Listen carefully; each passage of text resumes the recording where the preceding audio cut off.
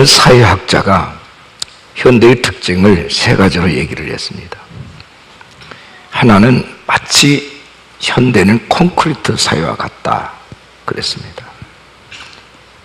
그러니까 아주 딱딱하고 건조하고 삭막한 사회다, 그런 뜻입니다. 그리고 스피드 사회라 그랬습니다. 사람들이 아주 빠른 걸 원합니다.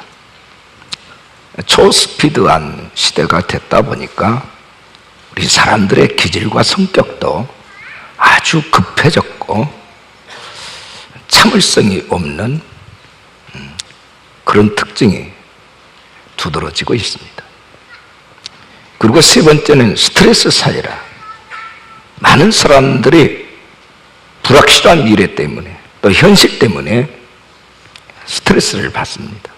늘 긴장이 있고 불안이 있고 두려움에 쫓겨 삽니다. 이렇게 현대인들은 보이지 아니한 뭔가의 짐 때문에 찌들어져 있고 눌려 살고 있습니다. 언제나 그 가슴 속에는 멍이 들어있어서 찌르면 폭발할 수밖에 없는 늘 그 긴장감이 사람들 가슴 속에 있습니다. 우울한 사회가 됐고 어느 때보다도 많은 사람들이 자살을 선택하고 있는 그 불행의 길을 걷고 있습니다. 그런데 오늘 본문 말씀에 보면 우리 예수님께서 이러한 많은 짐에 눌려있는 현대인들에게 다 내게로 오라, 내가 너희를 쉬게 해주겠다, 이렇게 초청을 하고 계십니다. 그야말로 놀라운 기쁨의 소식을 우리에게 주고 있습니다. 저는 오늘 예수님께서 우리에게 주신 말씀을 통해서 몇 가지를 좀 같이 나누고자 합니다. 우선 첫째는 수고하고 무거운 짐진 자들아, 주님께서 이렇게 말씀합니다. 수고하고 무거운 짐진 자들아, 많은 인생의 짐을 지고 있는 자들아, 이렇게 말합니다. 신학자 베이컨은 이 수고하고 무거운 짐진 자들에 대해서 대충 7가지로 얘기를 했습니다. 육체적으로 병든 사람들, 또 죄에 깊이 빠져있는 사람들, 삶의 문제로 걱정, 근심이 많은 사람들, 가족 부양 때문에 힘겨워하는 사람들, 형식적 종교 생활로 신앙생활에 지쳐있는 사람들, 쾌락과 향락에 물려있는 사람들, 그리고 죽음을 앞두고 있는 사람들, 이렇게 해석을 했습니다. 근데 여러분 보십시오. 앞에서 열간 이런 사람들보다 더 불쌍한 사람이 있습니다. 그것은 이런 짐이 있음에도 불구하고 이 짐을 맡길 곳을 찾지 못한 이른바 소외감 속에 살고 있는 사람.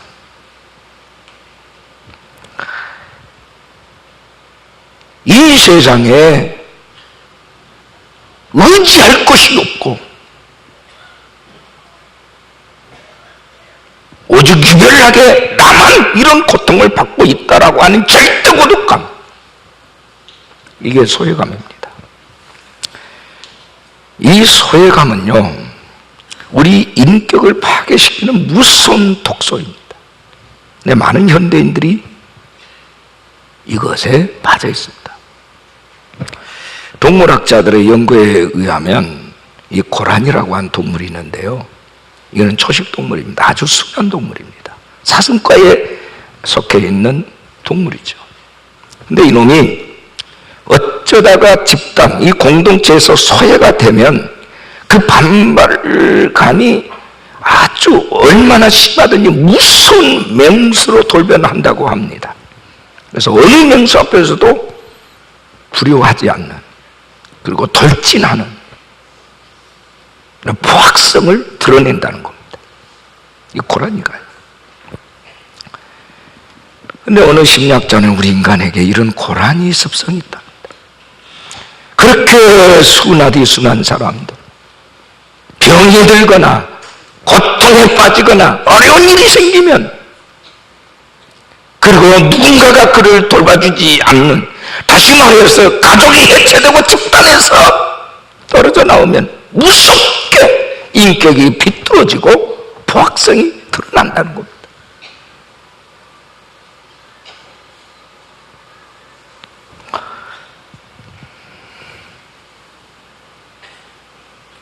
살만큼 살은 요즘 어르신들, 노인들이요, 왜 황혼 이혼을 하실까요? 이 소외감 때문에.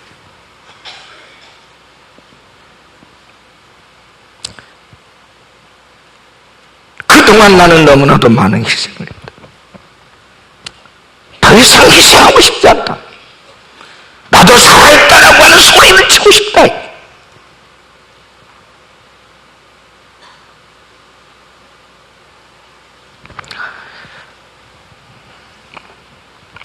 누가 이런 사람들을 다 포용할 수 있습니까? 병들어 있고 죄에 있고 삶에 지쳐 있고 고민에 빠져 있고 쾌락에 빠져 있는, 죽음을 앞두고 있는 사람들을 누가 쉬게 해줄 수 있습니까? 본문 28절에 예수님은 다 내게로 오라, 내가 너희를 쉬게 하리라. 이 말은 다른 답이 없다. 너희 부모도 남편도 아내도 자식도 어떤 친구도 네 인생의 문제, 근본적인 문제, 이 짐을 벗게 해줄 수가 없다. 내게로 오라, 내게로 오라. 주님은 이렇게 절대 고독 속에 빠져있는 인생들에게 위대한 초청을 하고 계십니다. 다 내게로 오라. 수고하고 무거운 짐을 져고 있느냐 이거죠. 해결할 수 없다면 내게로 오라. 여러분께 질문합니다. 왜 이렇게 짐을 지게 됐을까요? 왜 사람들이? 왜? 성경 창세기 1장을 보면 하나님께서 우주 만물을 창조하셨습니다. 보시기에 좋았더라 이렇게 말씀합니다. 그리고 마지막에 인간을 창조하시고서 보시기에 심히 좋았더라 이렇게 말씀. 심히 매우 기뻤다. 왜 그랬을까요? 인간은 하나님의 형상과 모양이에요. 그리고 여세 동안 진 모든 세계를 그 인간에게 맡기시면서 너희들이 다스리고 정복하고 지배하라, 통치하라. 그것이 보시기에 좋았다, 그 뜻입니다. 원래부터 인간이 수고하고 무거운 짐진 인생이 아닙니다. 온 세상을 다스릴 수 있는 능력을 가진 자들이고 하나님과 더불어서 진정한 평화가 있는 그런 관계로 세팅이 되어 있습니다. 근데 이 인간이 하나님의 명령을 어기고 하나님의 금단하신 실과를 따먹고 범죄한 후에 하나님으로부터 분리됐습니다. 그래서 그들은 에덴 동산을 잃어버렸고, 여자는 해산의 수고를 하게 됐고, 남자는 땀을 흘려서 수고의 대가를 먹을 수밖에 없게 됐고, 땅은 저주를 받아서 가시왕걷기를 했습니다. 그때부터 인간은 수고하는 인생이 됐습니다. 뭔가를 책임져야 하고 뭔가를 해결해야 되는 고민스러운 존재가 된 거예요. 하나님을 떠난 그 순간부터 그렇게 된 겁니다. 경제 문제 생겼습니다. 가족 문제 생겼어요. 건강의 문제 생겼습니다. 정신적인 공허감에 빠졌어요.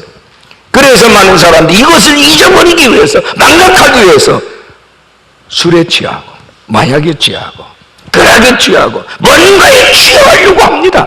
그러나 그것도 순간뿐이지 결국 만족을 주지 않습니다. 큰 공허 속에서 오히려 더 고통이 가중되고 있습니다. 그래서 우리 사회가 이렇게 혼란스러운 겁니다. 못 배워서입니까? 꼭 물질 문제입니까? 아니에요.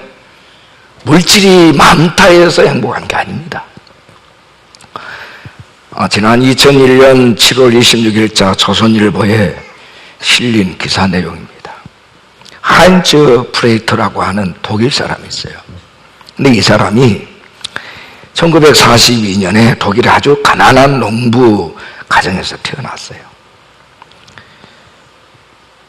그나마도 세계대전이 한창 진행되던 때인지라 전쟁에 찢어지게 가난했어요. 어려서부터 살기 위해서 뼈 빠지게 일을 했습니다. 학력이라고 해봐야 초등학교 겨우 나온 정도입니다. 근데 이 프레이터가 21살에 단돈 $7를 지닌 채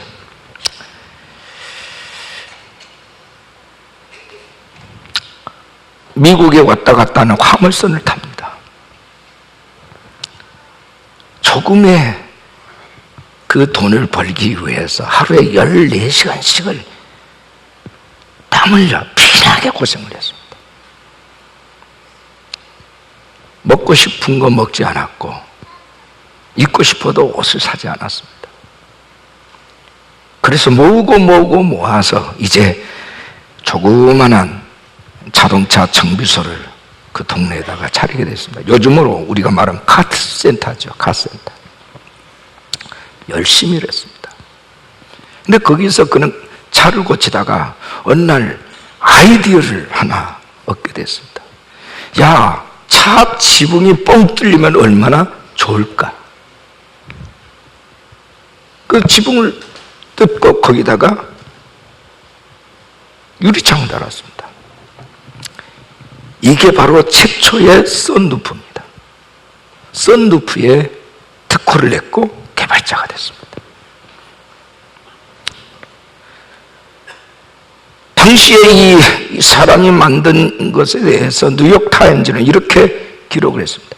수백만의 운전자들에게 하늘을 열어준 사람이다. 엄청난 돈을 벌어서 사업가로 성장을 해서 36개의 계열사를 거느렸고 22개의 신문사, 방송국을 설립을 했습니다. 수십 개의 호텔과 식당, 그리고 개인 소유의 섬에다가 성 같은 집을 졌습니다. ASC, 아메리칸 선루프 컴퍼니라고 하는 회사를 만들어서 회장이 됐습니다. 사업의 성공, 그는 정치 쪽에도 관심을 모아서 갖기 시작해서 자기의 절친한 친구 부시를 대통령으로 만들었습니다. 자수성가에서 큰 성공을 거둔 사람으로서 수많은 사람의 부러움의 대상이 되었습니다. 그에게는 세상에 어떤 것도 부족함이 없었습니다.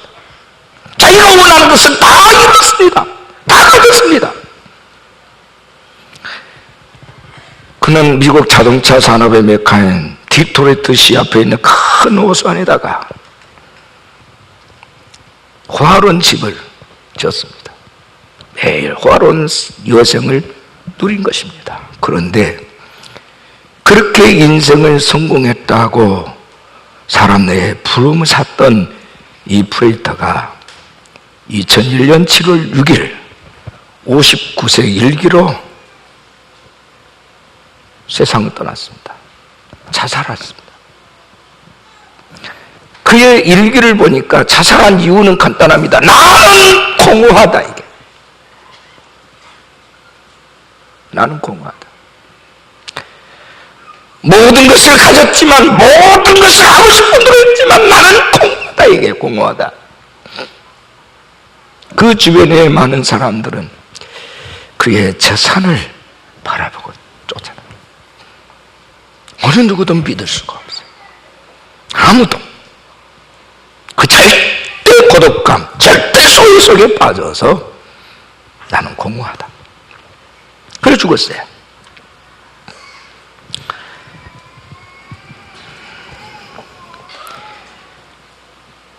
돈으로 채워진 차는 그게 참 만족이 없다라고 한 대표적 사례입니다. 이 사람뿐만이겠습니까? 많아요.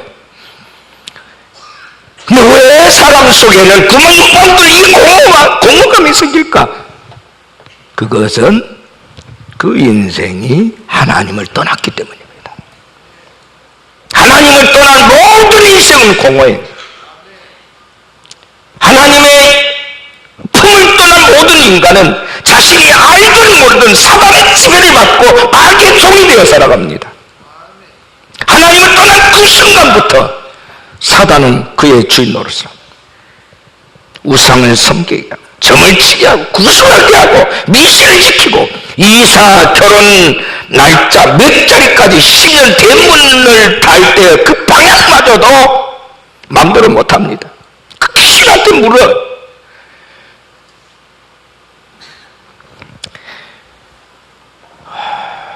왜 그럴까요? 구원을 모르니까, 하나님을 떠나니까. 하나님 모든 인간 속에 절대자를 찾는 마음을 심어놨거든요. 하나님을 떠난 그 순간부터 사탄을 섬기는 사람으로 바뀌는 거예요. 자기가 선택한 게 아니에요. 본능적으로 그렇게 갑니다, 인간이.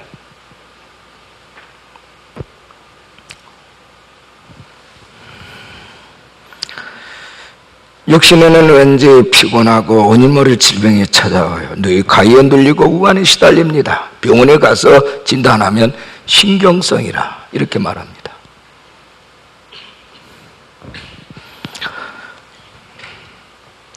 여러분, 이 마음의 질병이라고 하는 게, 이 공허감이라는 게 이렇게 무서운 거예요. 근데 여러분 알고 계십니까? 이 신경성, 마음의 질환보다 더 무서운 게 있어요. 영혼의 질병입니다.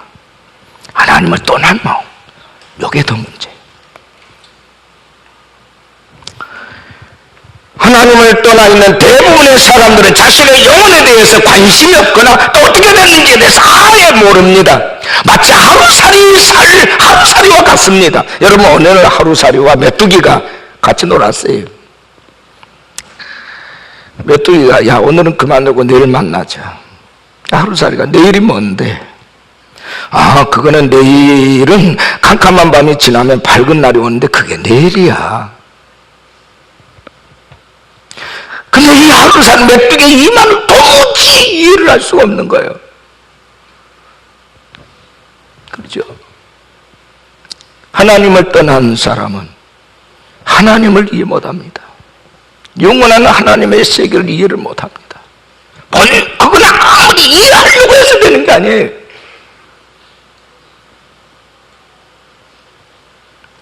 하나님을 만난 사람만이 하나님을 압니다.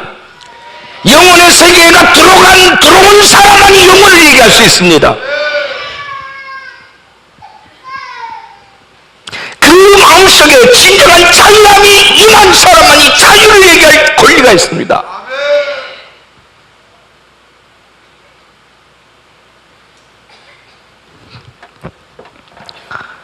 우리의 영혼은 이 세상의 삶으로 끝나지 않아요. 영원한 삶이 있어요.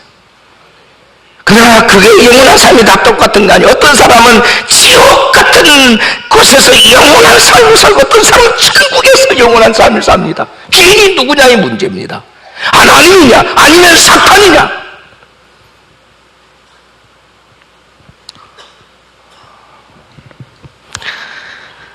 인간이 하나님을 떠나는 그 순간 마귀의 종이 됐어요. 하나님을 떠났다고 하는 그 순간부터 우리는 마귀의 지배 아래 들어갔다는 얘기입니다. 하나님께서 만든 세상이라고 하는 모든 시스템이 그렇게 세팅을 해놨기 때문에 하나님께서, 내가 선택한 게 아니에요.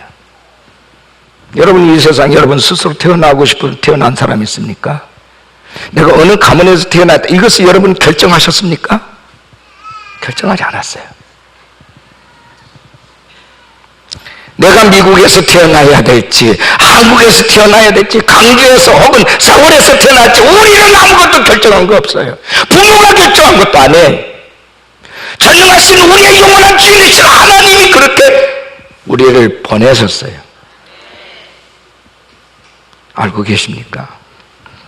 쉽게 얘기해서 이 겁이 저절로 만들어진 게 아니라 지가 이렇게 만들어지고 싶어서 된 게 아니란 말이에요. 만든 이가 따로 있어요. 우리 인생을 만든 이는 성경이 하나님이라. 할렐루야. 하나님이시라. 어떻게 해야 여러분의 인생의 짐의 문제를 해결할 수 있을까요? 오늘 보면 28절, 다 내게로 오라, 내가 너희를 쉬게 하리라. 예수님께서 예수님께로 오시래요. 예수님께로 오랍니다. 그러면 내가 너에게 쉼을 주겠다. 예수님 누굽니까? 인간이 되어 이 땅에 오신 하나님이십니다. 하나님 인간의 옷을 입고 이 땅에 오신 분이 예수님이세요. 그러므로 하나님과 인간은 같은 분이세요. 동격입니다.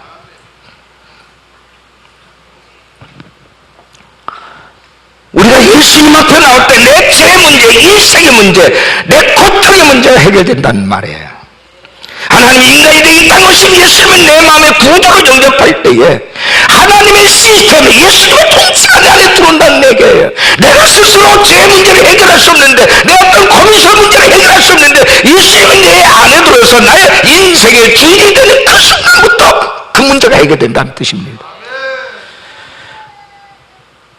요한복음 7장 37절에 누구든지 목마르거든 내게로 와서, 누구든지, 예외가 없어요.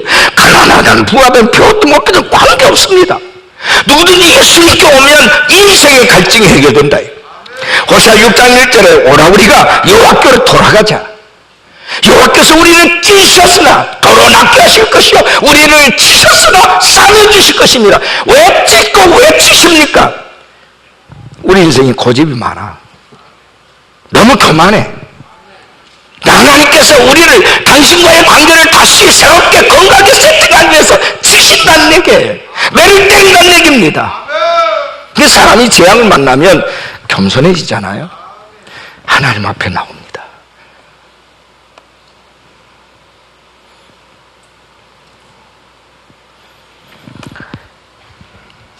우리가 믿는 하나님은 새벽에 떠오르는 빛처럼 변함이 없으시고 땅을 적신 늦은 빛처럼 모두에게 은혜를 베풀어 주신 분이십니다.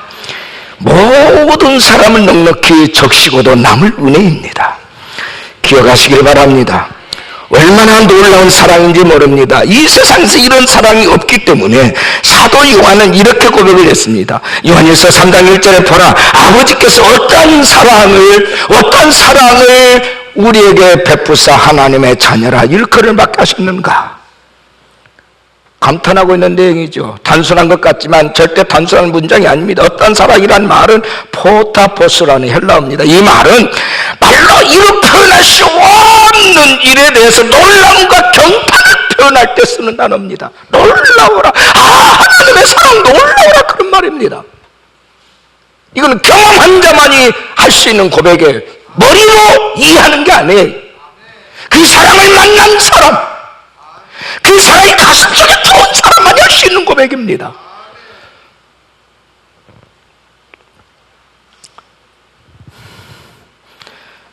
인간의 차원으로서는 도저히 이해할 수 없는 초자연적 계시다, 이렇게 말하면 초자연적 계시입니다. 자격 없는 우리를, 그것도 무거운 짐을 지고 쉼도 없이 살아가는 우리 인생들을 예수님께서 그 안에 들어오심으로써 놀라운 삶으로 반전이 일어났습니다. 지친 마음에 병든 육체가 곤고한 영혼이 치료가 됐단 말입니다. 이거는 경험한 자만이 알아요. 설명할 길이 없어요.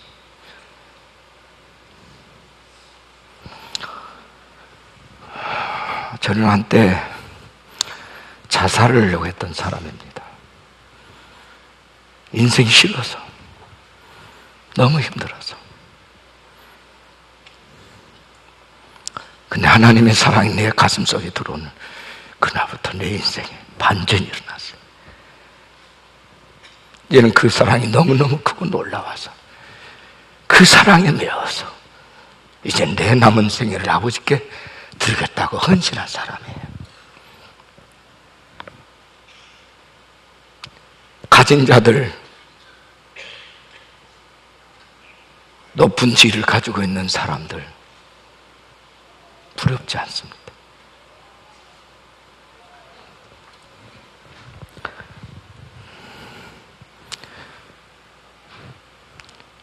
예수님 앞에 나오면 이런 모든 짐이 다 벗겨지는데, 네 번째, 왜 사람들이 예수님 앞에 나오지 않을까?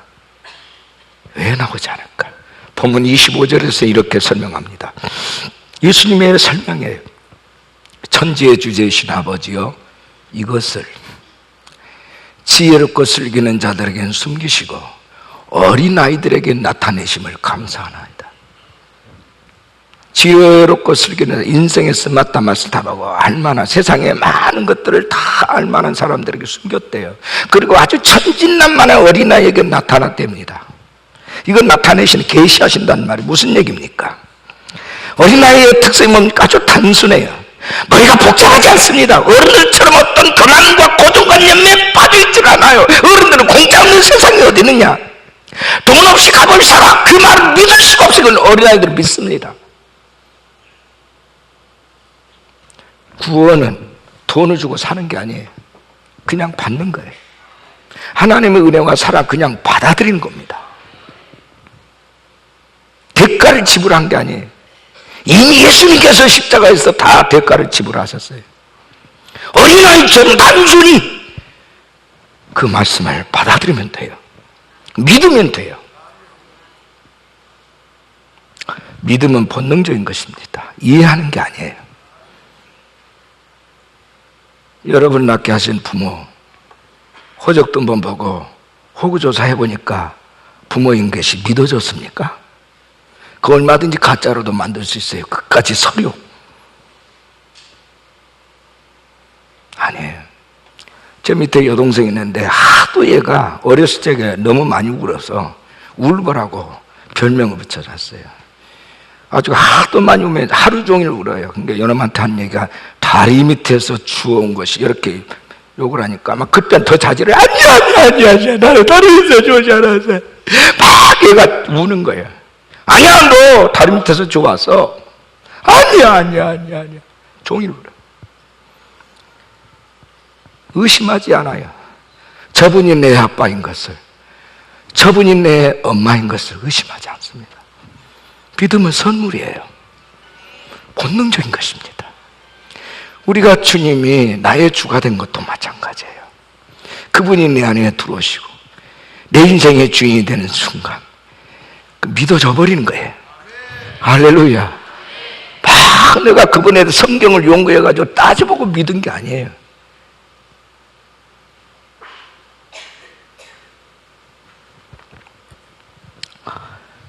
그분께서 우리에게 오라 이렇게 하십니다. 오라. 마지막 교훈 여러분께 드립니다. 쉼을 넣는 조건은 오직 한 가지밖에 없어요. 여러분 29절 30절 주목하세요. 나는 마음이 온유하고 겸손하니 나의 멍에를 메고 내게 배우라. 그리하면 너희 마음이 쉼을 얻으리니 이는 내 멍에는 쉽고 내 짐은 가볍다. 멍에를 메고 배우라. 내 멍에는 쉽고 가볍다. 도대체 무슨 말인가? 여러분 교회 나오면 여러분 이게 간단한 만만한 일이 아니에요. 매 주일마다 예배 드려야 된다. 세상 나게 취하지 말아야 된다. 예수님은 나의 주님으로 믿고 따라간다. 이 겉으로 보기에는 무거운 멍, 이게 결코 쉬운 멍에가 아니에요. 근데 쉽대요. 성경 예수님이 쉽답니다. 예수님의 가르침은 우리의 부패한 본성과는 다르고 세상의 처세술과 반대되고 나의 세계과는 모순되기 때문에 예수 믿는다는 것이 내게 멍해인 것처럼 느껴질 수 있습니다. 그러나 쉽답니다. 어거스틴은 이거를 이렇게 표현했어요. 이 짐이야말로 무거운 짐이 아니라 하늘을 날 수 있게 하는 날개다 그랬어요. 날개. 여러분 날개도 짐은 짐이죠. 그러나 그 날개는요 우리를 하늘을 홀로 나르게 하는 짐입니다. 여러분 독수리, 날개 없는 독수리 한번 상상해 보세요. 그건 독수리가 아니죠.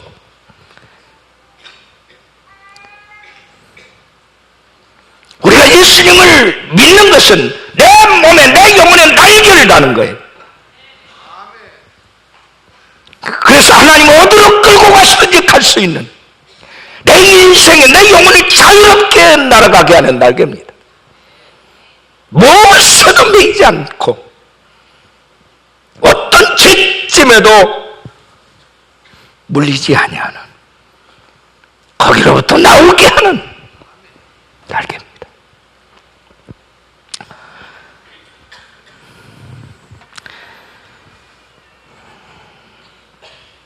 예수를 믿는다는 것은 예수님의 날개를 다는 거예요. 내 삶이 더 가볍게, 더 기쁘게, 더 보람있게 만드는 날개입니다. 내가 너희를 쉬게 하리라 라는 말은 쉽게 얘기하자면 홀가분하게 하다 그 말이에요. 자유롭게 하다. 내 짐을 내가 벗겨줌으로 너는 홀가분해졌다. 우리나라 사람들이 감정을 표현할 때 주로 쓰는 단어가 약 430가지 정도 된다고 합니다. 430가지. 근데 사람들이 긍정적인 감정의 최고 상태로 뽑을 수 있는 단어를 뽑고 좁혔는데 그 단어가 바로 홀가분이라는 단어래요.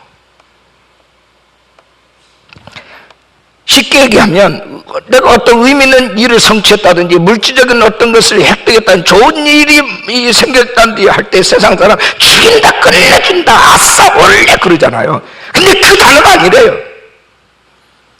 가장 긍정의 최고의 경지를 말할 때는 홀가분하다.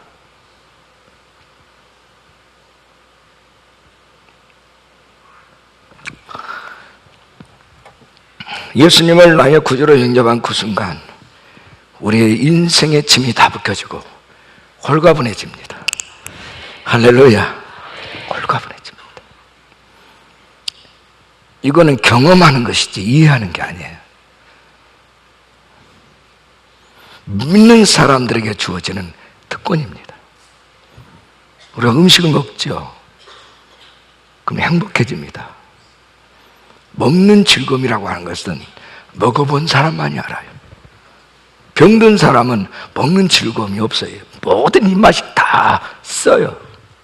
건강한 사람은 무엇을 먹든 입맛이 답니다.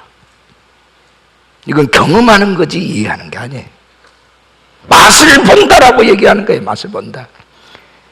예수님을 영접하는 순간 내 생각과 사고가 하나님 중심으로 인생의 무게가 옮겨지는 것입니다. 내 생각과 마음과 판단 기준이 달라지는 거예요. 다시 말하면 내가 하나님의 자녀라고 하는 자화상이 생기고 그 자화상이 그때부터 내 인생과 미래를 디자인해서 새롭게 만들어가는 거예요. 이게 예수 믿는 거라고요. 이게 무가치한 삶이 가치 있는 삶으로 새롭게 반전되는 거예요. 이건 후련하거나 연습으로 되는 게 아니에요. 그거가 가치가 내 안에 속 들어오는 거예요. 이걸 변화라고 얘기합니다. 변화. 이건 정해지는 거지 이해하는 게 아니에요. 어쩌다가 착한 마음 먹고 누구 구제할 수 있어요. 그냥 그건 구제가 아니에요. 자기 의를 드러내는 거예요. 진정한 예수로 인하여서 하는 구제만이 진정한 구제예요. 그냥 주에서 행복합니다. 주에서 기쁩니다. 주에서 감사하는 거예요.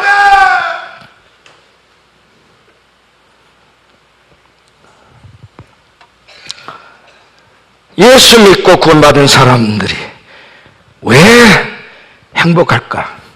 하나님의 행복이 그 안에 들어오기 때문에, 하나님의 통치가 그 안에 들어오기 때문에, 절대자신 하나님의 은총이 그 안에 들어오기 때문에, 환경에 따라 근심하고 걱정하고 염려하는 것이 아니라 그런 염려거리가 있을 수밖에 없는 환경에서도 하나님이 들어옴으로 인하여 하나님의 방법으로 생각하고 하나님의 방법으로 판단하고 하나님의 은혜로 모든 것을 재해석하기 때문에 행복한 거예요.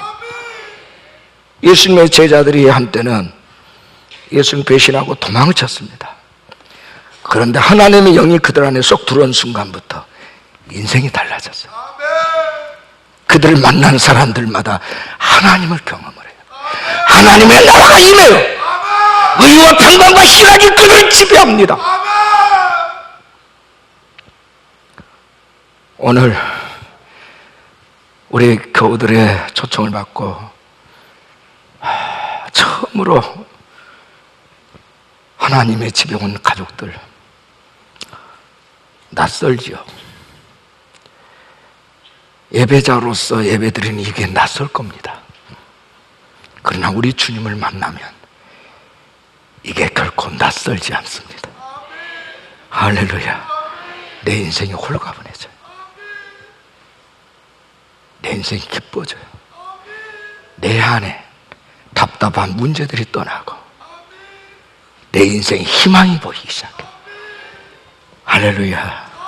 하나님의 거룩한 가치가, 하나님의 능력 있는 통치가 예수와 함께 내 안에 쏙 들어오기 때문에 세상의 그 무엇으로도 비교할 수 없는 진정한 자유함과 홀가분과 행복과 능력이 여러분에게 임하게 되는 것입니다.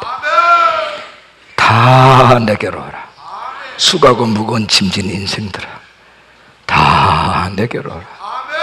내가 너희를 쉬게 하리라. 할렐루야.